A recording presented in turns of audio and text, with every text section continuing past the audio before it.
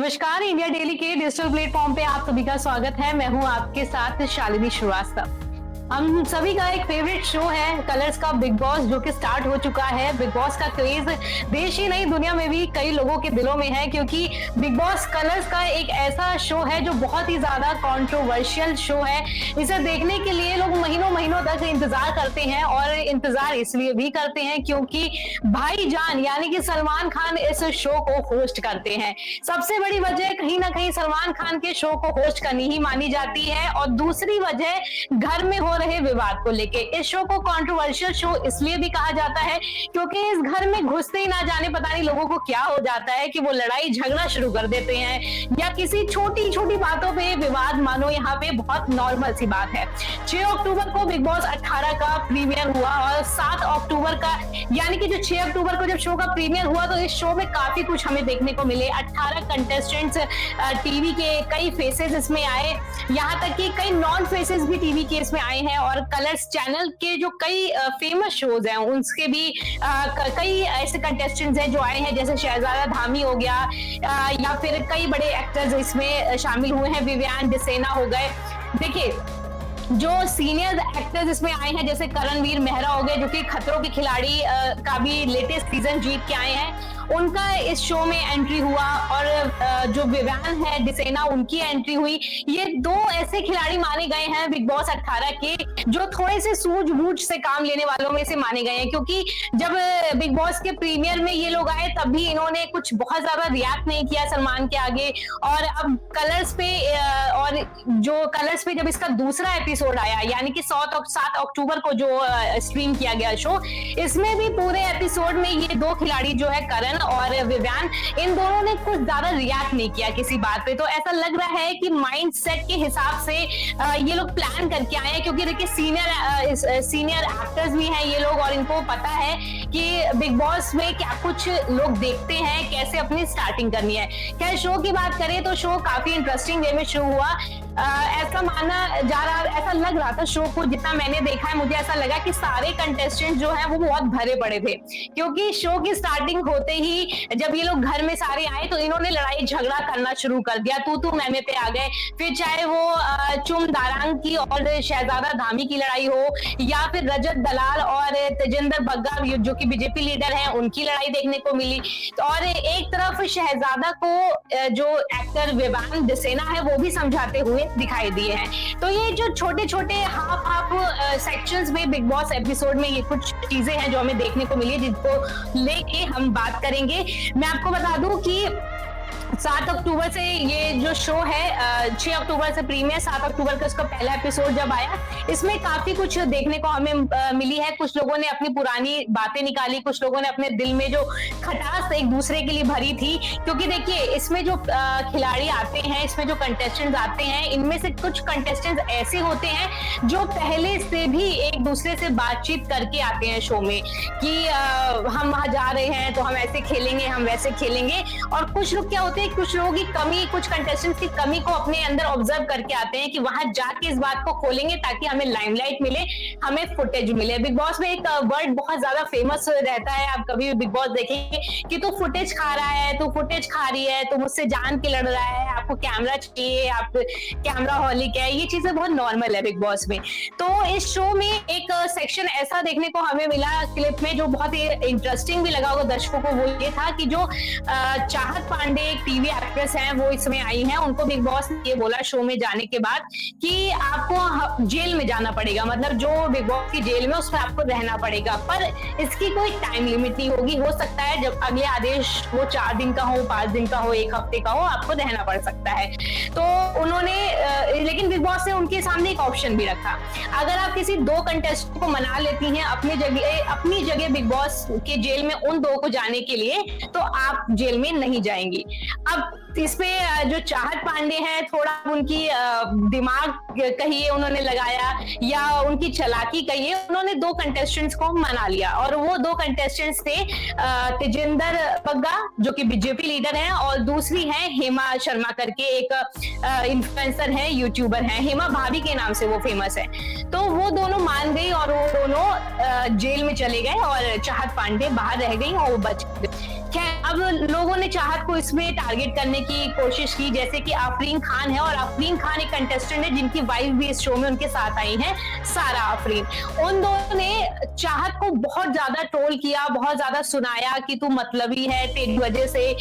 वो लोग जेल में गए, तू चाहती तो तू चली जाती, उन दोनों को तूने क्यों किया। इसमें चाहत बहुत रोई। शो में वो पहली कंटेस्टेंट बिग बॉस 18 में मुझे देखने को मिली है जो काफी रो रही थी कि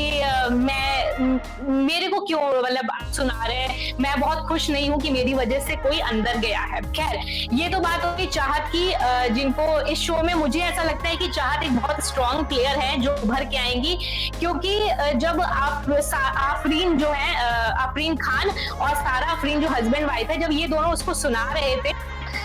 उसने ये बोला चाहते कि मैं कमजोर नहीं हूं, आप मुझे कमजोर मत समझिए, और ये लोगों के जाने से अंदर मैं भी दुखी हूं, और मैं 24 घंटे जेल के बाहर इन लोग के साथ बैठ के बातचीत भी कर रही हूँ। खैर, ये तो बात हो गई चाहत की। और इसके बाद एक जो इसमें बहुत ही क्रिस्पीनेस और दिलचस्प चीज मुझे ये लगी के इस एपिसोड में, वो ये थी कि जो मैंने जैसे आपको बताया कि तेजिंदर बग्गा जेल में है, तो वो बैठे हुए थे, वो हेमा और वो दोनों बात कर रहे थे। जेल के ठीक बाहर रजत दलाल एक करके इन्फ्लुएंसर हैं, वो बैठे थे, तो वो तेजिंदर बग्गा से बात कर रहे थे, तो उन्होंने कुछ अपनी पुरानी बातों के डिस्कस कर रहे थे, तो तेजिंदर बग्गा ने उनको कुछ कह दिया रजत दलाल को कि मैंने तेरी पुरानी वीडियो देखी है जिसमें तू एक लड़के को एक्सीडेंट करके भाग गया था, उसको तू देखने भी नहीं उठा, तूने बाइक से टक्कर मार दी थी। इस बात को सुनते ही पता नहीं ऑटोमेटिकली मुझे लगा कि शायद रजत ने बहुत ज्यादा जल्दी रिएक्ट कर दिया, उसको ये चीज बुरी लग गई और उसने तेजिंदर बग्गा को ये बोला कि आपने वीडियो में उस लड़के को क्या गिरते हुए देखा था? तो उसने बोला, तेजिंदर बग्गा ने, हाँ मैंने देखा। रजत ने उसको 3-4 बार फोर्सफुली पूछा, क्या आपने उसे गिरते देखा था कि जो आप मुझे इस तरीके से बोल रहे हैं कि मैंने किसी का एक्सीडेंट किया और मैं चला गया?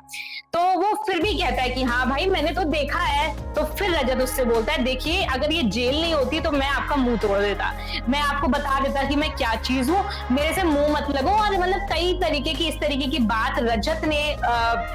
बोली तेजिंदर बग्गा को, कि लेकिन तेजिंदर बग्गा ने बहुत ही सॉफ्टली चीज को हैंडल किया, उसने कुछ उल्टा नहीं बोला, लेकिन उसने ये बोला आप उससे इस तरीके से बात नहीं कर सकते। तो जहां तक मुझे ऐसा लगा है कि एक हाइपर जो हो जाता है बंदा, वो रजत उस तरीके का एक कंटेस्टेंट है जो जल्दी गर्म मिजाज का बंदा है, उसको जल्दी से कोई उकसा सकता है, कोई चढ़ा सकता है। तो जो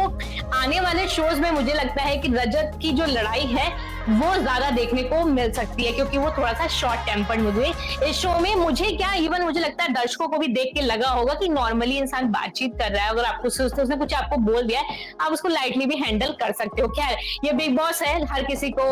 लाइमलाइट में आना है, अपनी फुटेज बनानी है, तो वो ये चीज तो खैर करेगा ही, क्योंकि शांति से जो मुझे लगता है बिग बॉस के घर में बहुत ज्यादा चुप रहा है, जिसने फुटेज नहीं दी है, जिसने कंट्रोवर्सी नहीं की है, वो जल्दी बाहर भी हो गए हैं। खैर, जो पिछले शोज मैंने देखे हैं। अब मैं अगर आपको बताऊं, इसमें एक तीसरा पार्ट जो मुझे इस एपिसोड का, सेकेंड एपिसोड का ये लगा, वो ये था कि एक ये लोग गार्डन में बैठे हुए थे, विव्यान हो गया, आफरीन खान हो गए और शहजादा धामी हो गए, और एक और कंटेस्टेंट थे कि 4 लोग बैठे तो डिस्कस कर रहे थे। तो धामी ने बोला, शहजादा धामी ने विव्यान को बोला कि सर मेरे साथ कुछ ऐसा हो गया था कि मैं ऑडिशन वगैरह देने गया था, तो मुझे डायरेक्टर्स ने, प्रोड्यूसर्स ने एक शो में मैं लेट पहुंचा था, तो कुछ हो गया था, मुझे बहुत सुनाया था। तो जो जैसे मैंने स्टार्टिंग में भी आपको बोला कि विव्यान एक बहुत ही सुलझे हुए एक स्टार भी है, टीवी एक्टर भी है, और बहुत ही सेंसिटिवली आंसर्स देते हैं और चुप रहते हैं। तो उन्होंने उसको बोला कि देखो एक बात याद रखना, तुम अभी यंग हो, तुम अभी बहुत जोश है, क्योंकि आजकल के जो कलाकार हैं उनको बहुत जल्दी फेम मिल जाता है। पहले के टाइम पे गिने चुने स्टार्स होते थे, उनको टाइम लगता था चीजों को पाने में, तो इस वजह से उस चीज की वो अहमियत समझते थे। ये नहीं है कि तुम्हारी गलती रही होगी, लेकिन तुम्हारी कुछ ना कुछ जरूर गलती रही होगी जिसकी वजह से उन्होंने तुमको सुनाया है। अगर कुछ उनकी रही है तो कुछ तुम्हारी भी रही होगी। हम ये नहीं कह सकते कि हम एक तरफा तुम ये सोचे कि तुम्हारे साथ गलत हुआ। लेकिन कुल मिला के जो विवियन ने जिस तरीके से इस पूरे सिनेरियो को हैंडल किया वो ये था कि उसने उसे समझाया शहजादे को, क्योंकि शहजादा एक ऐसा एक्टर है जो बहुत कम एज के और विवियन से एज में भी काफी बड़े हैं। तो उन्होंने बोला कि देखो जितना मैं समझ पा रहा हूँ कि जितना लाइटली तुम चीजों को जिंदगी में लोगे उतना ही बड़ा तुम पाओगे। तो इस हिसाब से उन्होंने ये चीज जो है मुझे थोड़ा सा इसलिए लगी अच्छी क्योंकि उन्होंने बहुत पोलाइटली उस चीज को हैंडल करके उस बंदे को समझाया, उस कंटेस्टेंट को समझाया। क्या शहजादा भी एक ऐसा कंटेस्टेंट रहा है जो मुझे देखने को इसमें मिल रहा है। अभी खैर शो की स्टार्टिंग है, वो भी थोड़ा सा ऐसा है कि वो कुछ ना कुछ ऐसा करता है, पिंच कर देता है या कुछ बोल देता है कि चीजें हो जाती है या भड़क जाता है गुस्से वाला। तो रजत दलाल हो गया, शहजादा धामी, ये वो कंटेस्टेंट्स हैं मैं आपको बता दूं जो इस शो में हमेशा कुछ ना कुछ करते आपको दिखेंगे। और सेकेंड एपिसोड में भी ये लोग ज्यादा दिखे हैं, खैर शहजादा तो ज्यादा ही दिखा। तो इस तरीके से विवियन ने शहजादा को समझाया गार्डन में बैठ के बहुत अच्छी तरीके से कि बहुत जल्दी जब यंग एज में कुछ चीजें मिल जाती हैं तो आपको उस चीज की अहमियत को समझ नहीं पाते हैं, इसलिए थोड़ा अपने आप को पॉलिश करने की जरूरत होती है। एक और इंसिडेंट ये हुआ कि शहजादा और एक कंटेस्टेंट, फीमेल कंटेस्टेंट है चुम दरांग,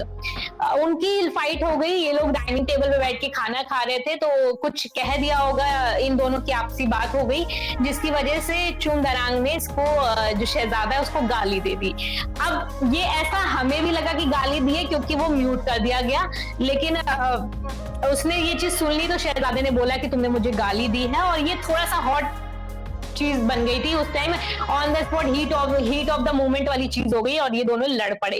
खैर चुम दरांग ने ये चीज बोली कि मैंने गाली नहीं दी है, लेकिन जो देखने को मिला, व्यूअर्स को जो देखने को मिला होगा उस हिसाब से यही लगा कि उसने कुछ तो लिपसिंग के थ्रू बोल दिया था उसको। तो शहजादा बहुत नाराज हो गया था, लेकिन फिलहाल बाद में जब चुम को लगा कि लोग ये चीज समझ चुके हैं कि उसने ऐसा बोला है तो उसने माफी भी मांग ली थी शहजादा से। तो कुल मिला के ये जो पूरा शो है इसमें जो हाईलाइटेड फेसेस मुझे इस शो में देखने को मिले हैं